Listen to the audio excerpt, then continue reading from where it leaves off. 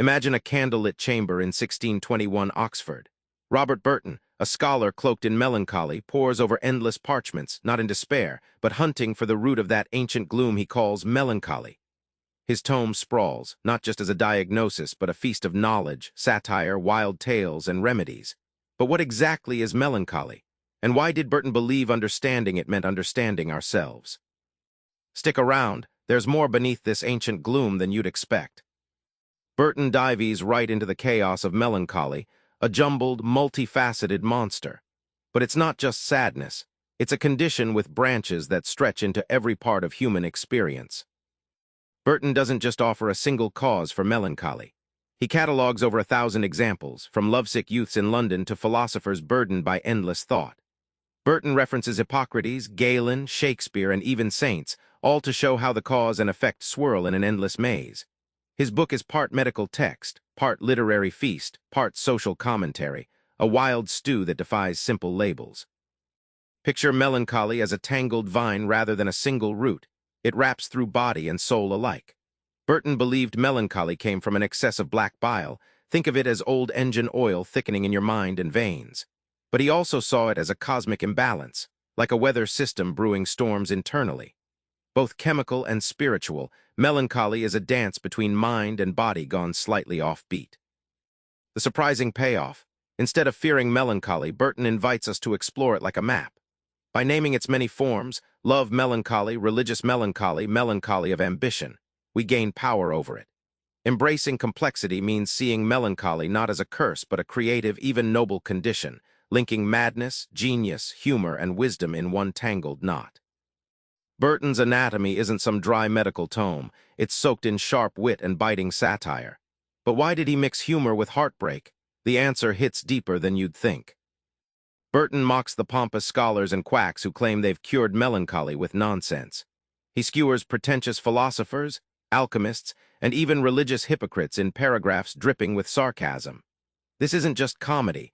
It's a call to question authority and superstitions while embracing honest inquiry. His wit invites you to laugh at your own gloom as a way to disarm it. Throughout the book, Burton presents bizarre cures, from wearing a sprig of rosemary to drinking concoctions made with powdered skulls. These odd remedies highlight the muddled state of medicine in the 1600s, part science, part superstition. Imagine trying to repair a car engine with spells and garlic cloves. That's the spirit here. Burton's skepticism is a thin veil over his fascination with what actually works. Here's the twist. Humor isn't just a joke. Burton sees it as a cure.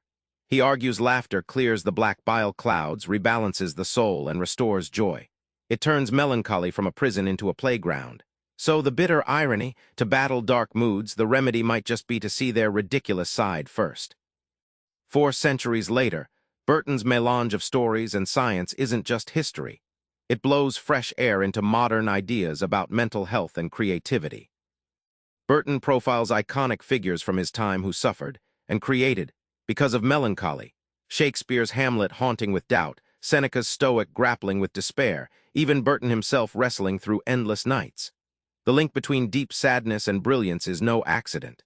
Burton was one of the first to hint that melancholy might fuel art, philosophy, and revelation rather than just destroy it. The book reminds us that mind and body are inseparable. Burton's black bile might sound archaic, but today we talk about neurotransmitters, hormones, and emotional health in the same breath. His insistence on multiple causes, physical, psychological, spiritual, anticipates modern holistic medicine. Melancholy is a riddle still inviting new answers. Finally, Burton doesn't promise a cure-all. He shows us how to live with melancholy, armed with knowledge, humor, and acceptance. Instead of fighting darkness, he suggests leaning into its lessons without surrender. This mindset shift is radical. Melancholy becomes not an enemy but a secret companion shaping resilience and depth. Remember Burton's candlelit study, the flicker illuminating a sea of texts. That light was curiosity shining into what many feared, melancholy. His lesson is simple yet profound. Don't just fight your dark moods, map them, laugh at them, and learn from them. Try this tonight. Next time you feel low, name your specific melancholy, then ask yourself what story it's trying to tell you. You might just find a hidden spark waiting to be lit. Subscribe for more book summaries like this one.